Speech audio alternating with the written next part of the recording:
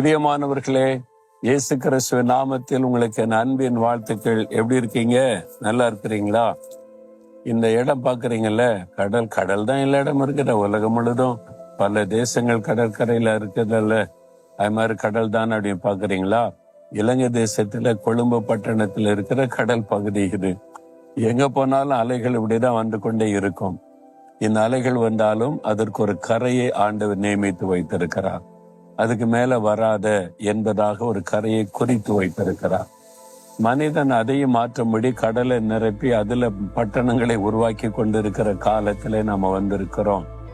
என்னதான் மனிதன் முயற்சிகள் செய்தாலும் இயற்கை, கடல், ஆகாயத்தில் காணப்படுகிற காரியங்கள் தேவனால் சிருஷ்டிக்கப்பட்ட அற்புதமான காரியங்கள் ஒவ்வொன்றும் தேவனுடைய வல்லமை நமக்கு வெளிப்படுத்துகிறது. இந்த அலைக்கென்று ஒரு வல்லமை இருக்குதில்ல, இந்த அலைக்கு முன்னால யார் நிக்க முடியும்? என்னதான் மனிதன் கற்களை போட்டு அதை இதை போட்டு பெரிய சிமெண்ட் காங்கிரீட் போட்டு கட்டி வைத்திருந்தா கூட, நீங்க சுனாமி வந்த போது பார்த்தோம்ல, ஒரு கடல் அலையினுடைய வல்லமை என்னது என்று. எவ்வளவு பெரிய பட்டணங்களை காணாமல் போக செய்து விட்டது. பெரிய பெரிய காங்கிரீட் பாலங்களை காணாமல் போக செய்து விட்டது. அதற்கு அவ்வளவு பெரிய வல்லமை இருக்கிறது.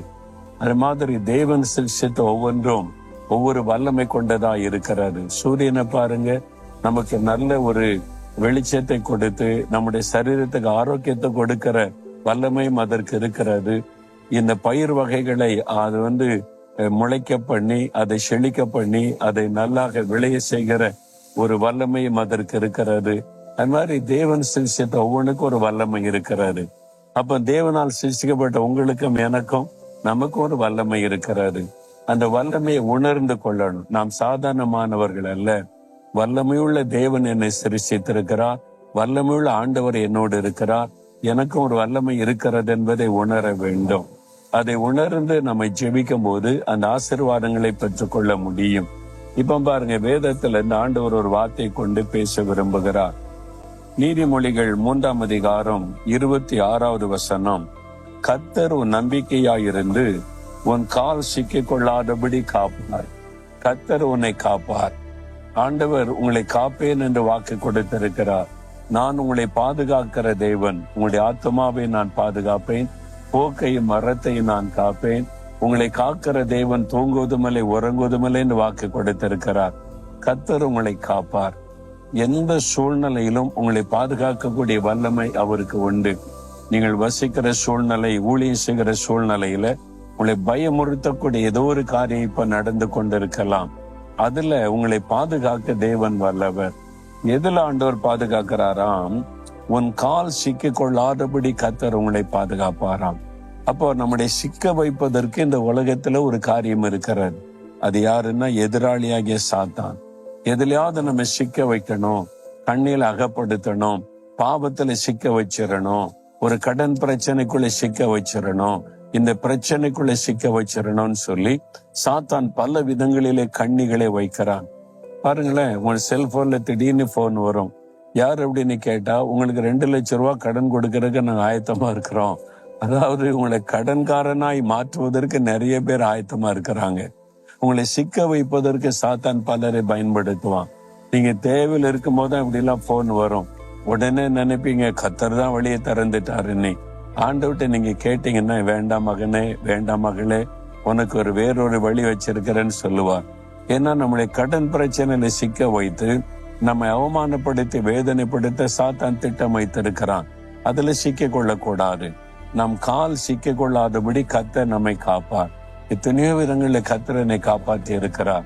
பாவ கண்ணிகளை சாத்தான் வைத்தான், அதுல இருந்து விலைக்கு தப்புவித்து காத்திருக்கிறார். சில இது மாதிரி தான் நாங்க ஊழியத்துல பில்டிங் எல்லாம் கட்டும் போது பேங்க்ல இருந்தே சொன்னாங்க, உங்களுக்கு எவ்வளவு லட்சம் வேணும், கோடிகள் வேணுமா, கடன் தருகிறோம், அதை வாங்கி செய்யுங்கன்னு. சோதனை நமக்கு வரும், நன்மை செய்வதை போல. அப்ப நான் சொன்னேன், நாங்க ஆண்டவரிடத்துல முழங்கால நின்று ஜெபம் பண்ணி கர்த்தர் தருவதை வைத்துதான் ஊழியம் செய்வோம், கடன் வாங்கி செய்ய மாட்டோம் என்று அறிக்கையிட கர்த்தர் கிருபை கொடுத்தார். இல்லாட்ட என்ன இருக்கும், அந்த கடன்ல சிக்கி இருந்து எல்லா பணமும் வட்டிக்கே போய் வீணாகி போய் இருக்கும். இந்த மாதிரி சாத்தான் பலவிதமான கண்ணிகளை உங்களுக்கு கூட வைப்பான். உங்க வீட்டுக்குள்ள, வேலை செய்யற இடத்துல, ஊழியம் செய்யற இடத்துல நம் கால் சிக்கிக் கொள்ளாதபடி நம்மை பாதுகாக்கிறதுக்கு தேவன் வல்லவர். ஆனா அதற்கு நம்ம என்ன செய்யணுமா? கர்த்தரும் நம்பிக்கையா இருந்து, அதான் முக்கியம். யார் மேல நம்பிக்கை வச்சிருக்கிறீங்க?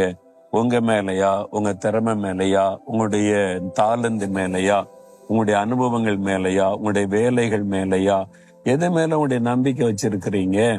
அப்ப உங்களுடைய நம்பிக்கை எதன் மீது இருக்கிறது, அதுதான் ஆண்டவர் கவனிக்கிறார். நீங்க கர்த்தரை நம்புறீங்களா? கர்த்தர் உங்களுக்கு வைத்திருக்கிற ஆசீர்வாதங்களை நம்புகிறீர்களா? சிலர் சொல்லுவாங்க, என் படிப்பு தான் என் நம்பிக்கை, நான் அவ்வளவு படிச்சிருக்கேன்னு. திறமையா? படிப்பு இருந்தாலும் வேலைகளை இழந்து தவிக்கிறவன் நிறைய பேரை பார்க்கிறோம். என் வேலைதான் நம்பிக்கை, என்னுடைய திறமை இருக்குல்ல. திடீரென்று வேலை இழப்பு ஏற்பட்டு வருஷக்கணக்கா வேலை தேடுகிற அநேகர் எனக்கு தெரியும். அந்த நம்பிக்கை உடைந்து போனது. என் வியாபாரம், என் உழைப்பு, எவ்வளவு கஷ்டப்பட்டு உழைக்கிற பிசினஸ், ஒரு சாம்ராஜ்யத்தை உருவாக்கி வச்சிருக்கிறேன். பல கோடிகள் பிசினஸ் செய்து பெரிய ஜாம்பவனா இருந்தவங்க இழந்து போய் விற்கப்பட்டு தலை குனிந்து நின்று மக்களை எல்லாம் நான் பார்த்திருக்கிறேன். அப்போ எதன் மேல உங்க நம்பிக்கை? அதெல்லாம் நிலையானதல்ல. கர்த்தர் மேல நம்பிக்கை வச்சீங்கன்னா எந்த சூழ்நிலையிலும் அவர் உங்களை பாதுகாப்பார். எந்த சூழ்நிலையிலும் உங்களை வெட்கப்பட விட மாட்டார். அப்ப நீங்க என்ன சொல்லணும்? கர்த்தர் தான் நம்பிக்கை அப்படின்னு சொல்லி அவரை சார்ந்து கொள்ளணும். உங்களுக்கு உதவி செய்யறதுக்கு 1000 ஆட்கள் அவரால் எழுப்ப முடியும். அவர்கள் மேல நம்பிக்கை வைக்காதங்க. நீங்க தாங்க என் நம்பிக்கை, உங்களை தான் நம்பி இருக்கிறேன் அப்படி சொல்லாதுங்க. நான் கர்த்தரை நம்பி இருக்கிறேன். உங்க மூலமா உதவி செய்யணும் கர்த்தர் தீர்மானித்தால் உதவி செய்வார். நீங்க இல்லாட்ட இன்னொரு ஆளை எழுப்புவார் அப்படின்னு கர்த்தர் மேல நம்பிக்கை வைக்கணும். நீங்க மனிதரை சார்ந்த நம்பிக்கை வச்சீங்கன்னா உங்களுடைய வாழ்க்கையில ஏமாற்றங்களும் தோல்விகளும் கண்ணீரில் தான் வந்து நிற்கும். நம்முடைய வாழ்க்கையில நாம சில சூழ்நிலைகளை பார்த்து சில மனிதர்கள் மேல நம்பிக்கை வச்சு அவங்க பார்த்துக்குவாங்க, அவங்க செய்திருவாங்க, அவங்க ஹெல்ப் பண்ணுவாங்க நம்பி இருப்போம். அவங்கள நல்ல இருதயத்தோடு தான் உதவி செய்ய முன் வருவாங்க. ஆனா அவங்களுக்கு அந்த நேரத்துல ஒரு தடை வந்துடும், செய்ய முடியாத சூழ்நிலை வந்துடும். அவங்க வேதனையோடு சொல்லுவாங்க, ஹெல்ப் பண்ணன்னு நினைச்சேன், என்னால முடியாம போயிட்டு இந்த சூழ்நிலை நீ. ஆனா ஆண்டவர் அப்படி சொல்லுவாரா? மகனே, உனக்கு உதவி செய்ய நான் விரும்புகிறேன், முடியலப்பா, சூழ்நிலை அப்படி ஆயிற்று. மகளே, என்னால முடியலம்மா, மன்னிச்சுக்க அப்படின்னு ஆண்டவர் சொல்லுவாரா? அவர் ஒருத்தர் தான் முடியும், எந்த சூழ்நிலை முடியும். அதனால அவர் மேல மட்டும்தான் உங்களுடைய நம்பிக்கை நீங்க வைத்திருக்கணும். உங்க நம்பிக்கை யார் அப்படின்னு கேட்டா கர்த்தர் தான் அப்படின்னு நீங்க சொல்லணும். சிலர் பிள்ளைகள் மேல நம்பிக்கை வச்சிருக்கிறாங்க. பிள்ளைகள் படிச்சு முடிச்சு திருமணமாகி போனோன்னு என் பிள்ளையை நம்பி இருந்தாங்க, மறந்துட்டுங்க அப்படின்னு சொல்லுவாங்க. அதுதான் உலக வழக்கம். அவங்க திருமணமான அவங்க தனி குடும்பம் ஆகிருவாங்க, அவங்களுக்கும் ஒரு குடும்பம் வந்து விடும். அதனால உங்க நம்பிக்கை முழுவதையும் கர்த்தர் மேல வச்சு, அவர் தான் நான் நம்பிக்கை, ஆண்டவர் உங்களை நம்பித்தான் நான் வாழுகிறேன், நீங்க தான் எனக்கு நம்பிக்கைன்னு சொல்லி அவரை துதிங்க. எந்த சூழ்நிலையிலும் உங்களை பாதுகாப்பது மாத்திரம் இல்ல, பராமரிப்பார், ஆசீர்வதிப்பார், நடத்துவார். அது மாதிரி நீங்க சொல்ல பழகி கொள்ளணும். ஒரு தகப்பனார் சொன்னார், பிள்ளைகள்லாம் படிக்க வச்சா நல்லா ஆயிட்டாங்க சொன்னாராம். பிள்ளைகளை பார்த்து, நீங்க ஆண்டவர் உங்களை எனக்கு தந்தார், உங்களை படிக்க வச்ச, இப்ப நல்லா செட்டில் ஆயிட்டீங்க, உங்களை நம்பி நான் கிடையாது, நீங்க உங்க வாழ்க்கையை பாருங்க, எனக்கு உதவி செய்யணும் கர்த்தர் ஏவுனா எனக்கு ஹெல்ப் பண்ணுங்க. ஆனாலும் நான் உங்க மேல நம்பிக்கை வைக்கல, நான் நம்பி இருக்கிறவர் கர்த்தர், அவர் என்னை போஷிப்பார், என்னை கடைசி வரை காப்பார்னு உறுதியா சொல்லிவிட்டார். அதனால பாருங்க, எப்பவுமே சந்தோஷமா இருப்பார், மன மகிழ்ச்சியா இருப்பார். பிள்ளைகள் கவனிக்க மாட்டேங்கிறாங்க, செய்ய மாட்டேங்கிறான்னு வருத்தப்படுவதில்லை. நீங்க நிறைய பேர் வருத்தப்பட காரணம் உங்களுடைய நம்பிக்கை மனிதர்கள் மேல வச்சதுனாலதான். உங்களுடைய நம்பிக்கையை கர்த்தர் மேல வைங்க. உங்களுடைய மனுஷ தயவை கர்த்தர் உண்டாக்கி தருவார். பிள்ளைகளுடைய மனதில பேசி அவங்கள உதவி செய்ய வைப்பார். நீங்க அவங்கள்ட்ட போய் கையேந்து நிக்காதுங்க. ஏன் கர்த்தர் முழங்கால நில்லுங்க, நீங்க தான் நம்பிக்கைன்னு சொல்லுங்க. என்ன நடக்க பாருங்க, உங்களுடைய குடும்ப சூழ்நிலை மாறும். நீங்க இருக்கிற இந்த எல்லா சூழ்நிலையை கர்த்தர் நன்மையாய் மாற்றி தருவார். சொல்றீங்களா? ஆண்டவரே, நீர் தான் என் நம்பிக்கை, நான் உங்களை தான் நம்பி இருக்கிறேன், எந்த மனிதரையும் அல்ல.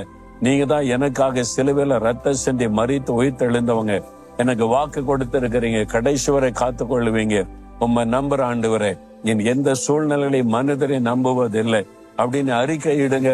இன்றைக்கு ஒரு மாற்றம் உங்களுடைய வாழ்க்கையில ஆரம்பிக்க சொல்லுங்க. ஆண்டவரே, நீரே என் நம்பிக்கை, நீர் என்னை காத்து கொள்ளுவீர், என்னை பராமரிப்பீர், போஷிப்பீர், நடத்துவீர்.